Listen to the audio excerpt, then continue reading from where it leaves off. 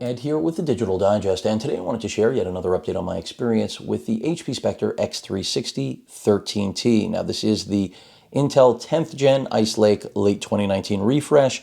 I've got the 1065 G7, that is the i7 processor with Iris Plus graphics under the hood, 16 gigs of RAM, and a 2 terabyte Toshiba NVMe. That is the custom build that I did with HP. For those of you that have followed my coverage, you know my pathway to finally getting what I will call a almost perfect machine has ended, and I'm really pleased with this. No regrets. Those of you that encouraged me to keep going after my dreams, thank you very much, because it worked out. And this is the 4K OLED version for those of you that are wondering, who are new to this experience, and I have to say it is worth every dollar. This has checked every box for me. It has essentially reignited interest for me in laptops, which is part of the reason you saw such a heavy push over this holiday season thus far with me covering them. It's not because I, can't cover them. It's because there really hasn't been anything that exciting for me personally since the Vaio Z Canvas. That was a favorite of mine, and now I finally have a machine that helps me forget about it because we've got an incredibly color accurate, vibrant display, best in class OLED panel here in a form factor at roughly 3 pounds, a little under that, that can do every single thing I desire. So today's video is specifically about two issues that we still don't have perfection with. One being the inking experience. So I've got the HP Tilt pen here, which is more expensive. It is not included. This is the pen that comes with.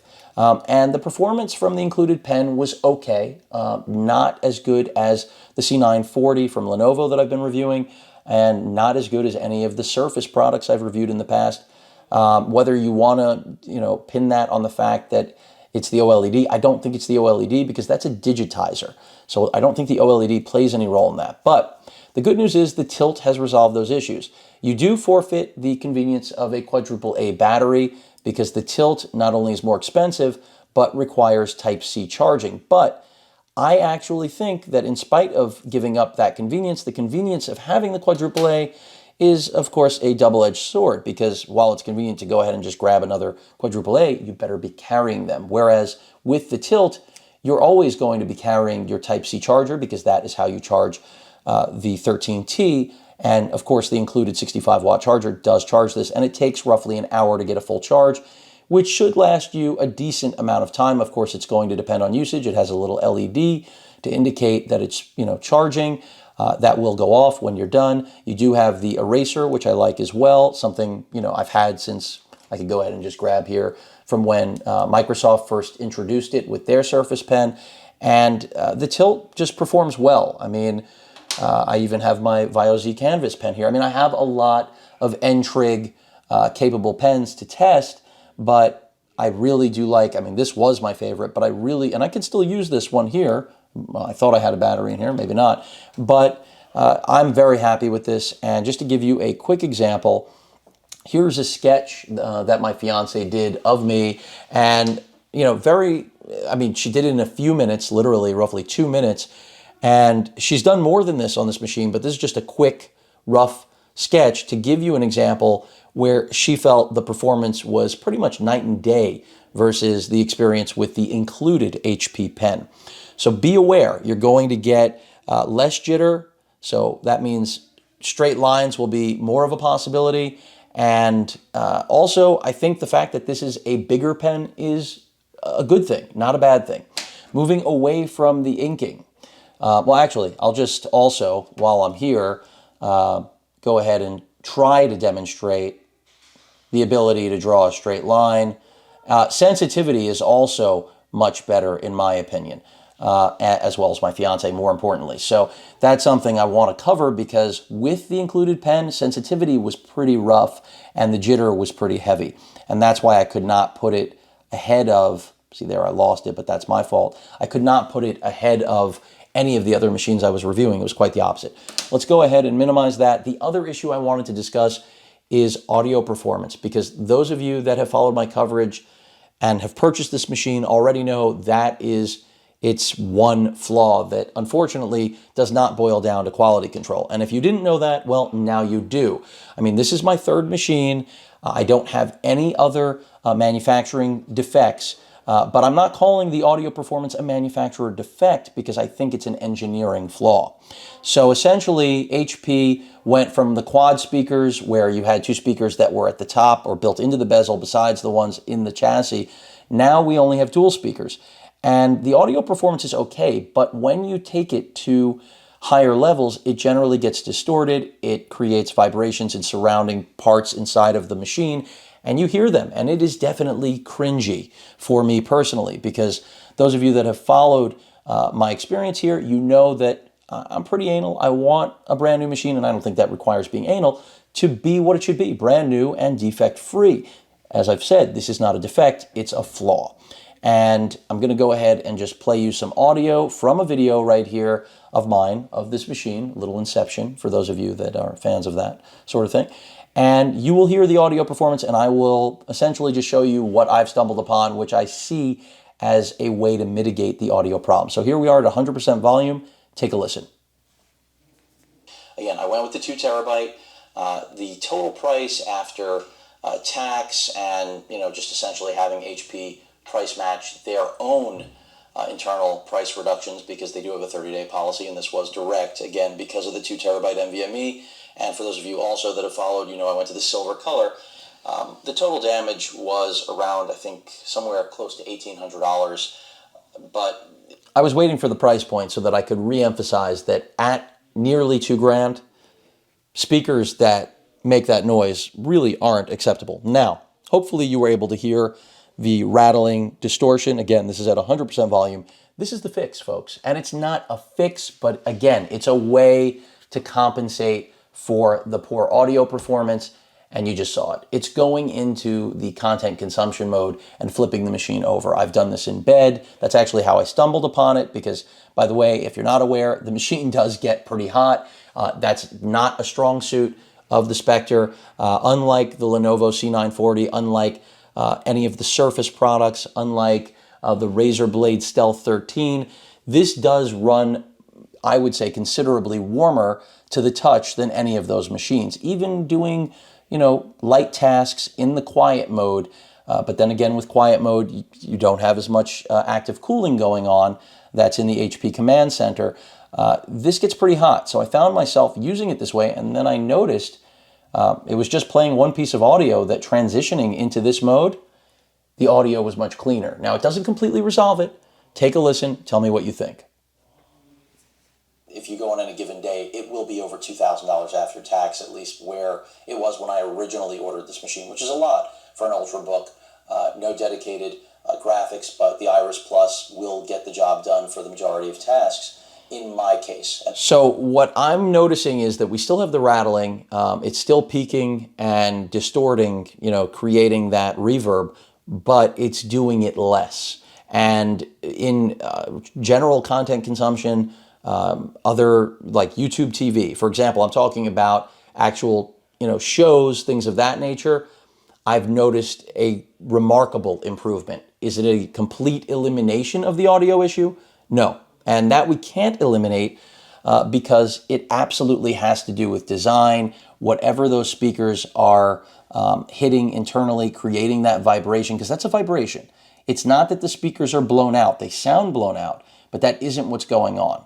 They are absolutely causing other internals, because of how small, compact, tight this machine is, to shake, essentially. And that's what we're hearing. And that all depends on how much it peaks and apparently what position it's in. Because when it's in this position, there's just a lot less distortion. Video editing, as well as... I'm still getting it. You could hear it there. And that's with the... Now I'm onto the A7R4. And if you lift it, it actually does a little bit better. The good news is... But, me giving you all of these tips and tricks about how you can try to mitigate the audio is not some sort of concession or an excuse. I am in no way excusing the audio performance of this machine, but I was willing to accept it. And so this is not only an attempt to help those of you out there that have already purchased it and are looking for a way to improve the one true Achilles if you get a machine that's free of defects like I finally did. because I don't have trackpad issues anymore. You know, it's stayed solid. I'm assuming it's going to stay that way. No popping on the chassis. And I know many of you out there said, hey, if I would have just taken it apart, I could have fixed it. No one should ever have to take apart a brand new machine. Sorry, especially not $1,800. If this was a $500 machine, you know, you get what you pay for in most instances. Here, not having truly functional speakers, you're not getting what you pay for. And so that is the one area that still bothers me. But as I've mentioned, maybe not so much with the video I just played, but in most instances, 8 out of 10, I'll make it, going into the content consumption mode has made, again, a marked improvement in the audio clarity. The other thing is, if I were to step it down, and maybe this is the last thing I'll do, to 70%. Now, generally, I have to live at about 50% to eliminate the problem altogether. Check this out. So now we're at 70%.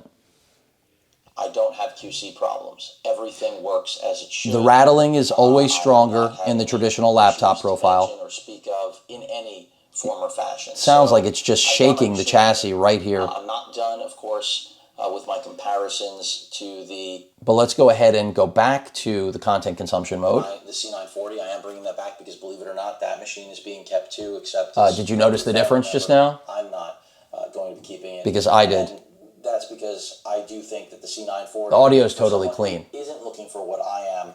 It really is the best Ultrabook out there other than this machine. And so that really is the moral of the story. The finish here is that it does do a much better job dealing with fingerprints. You know, as much as I could try to make this... Taking it down to 70% almost completely cleaned up the peaking. Really. So keep that in mind. And that's the other thing, is that I generally do not keep this machine at 100% like I was doing for this test, because I know it's going to get blown out. In fact, as I said earlier, I was living at 50% because that was the only way to make it so that when I played back audio, I could still hear and I wouldn't cringe from that reverb, which is the type of thing that could make you want to get rid of the machine, return it, and turn to something else, because this is the only machine out of all of the machines that I've been reviewing over the holiday season that has this problem. So it may be make or break for you, but at least, you know, I'm trying to help those of you like me who've decided this is the one you want. How can we cope? How can we manage the problem? And again, if you throw it into this mode, hopefully you just noticed at 70%, you can even take it up to 75, but don't expect it at 100. You are reducing the audio imperfection that is produced by these speakers in a big way. So this isn't the most convenient way to solve a problem. The good news is it's still functional. I mean, you still have essentially the same experience you would in the laptop mode, and this is the content consumption mode for this device anyway. I mean, the other alternative is that this is when you're going to be inking, right? But from a content consumption standpoint, this is still perfect. So you're not really giving anything up in order to accomplish clearer audio. And that's why I wanted to share it with all of you. So again, if you keep it between 70 and 80% on the volume and flip it, I mean, this all sounds ridiculous, but it's been my experience, you will get audio that is far more pleasing and far less likely to make you throw this thing out the window. And that's coming from someone who loves this machine. And I do, because I mean, it really has everything going for it if you get one like I have now that has no quality control issues. I mean, it's still not perfect. I mean, I look at the hinge here and, you know, you can see, but this is getting very anal, that the right hinge is a little bit crooked. And, you know, that is inherent with these sorts of things. I mean, they are man-made after all. No one is perfect. And guess what? The products we make follow that exact trend. So the good news is that if you get one like me that, again, no longer has the trackpad issues, doesn't have a popping chassis, the only thing you'll have to worry about is really the speakers. And you know that going in, or you know that as an owner already, and there is a way to improve the pen input. So at the end of the day, this is still the best 2-in-1 on the market right now. And the real beauty is that, again, you can go to the top of the spectrum with the build like I did and, you know, spec it out. The only thing I didn't do was get the LTE, and that's just because I don't foresee an instance where I'm going to get a dedicated SIM card for this machine. But if you wanted it, you can do that. And, you know, you'll come close to $2,000 on any retail day, and if you're getting a deal, you can probably get a lot closer to $1,700. I did price match HP internally with their pricing, so be sure to keep your eye on that. If you purchase from HP direct, you at least have that going for you. 30 days from the date of your purchase, you can get them to refund the money if they lower the price, and God knows they will.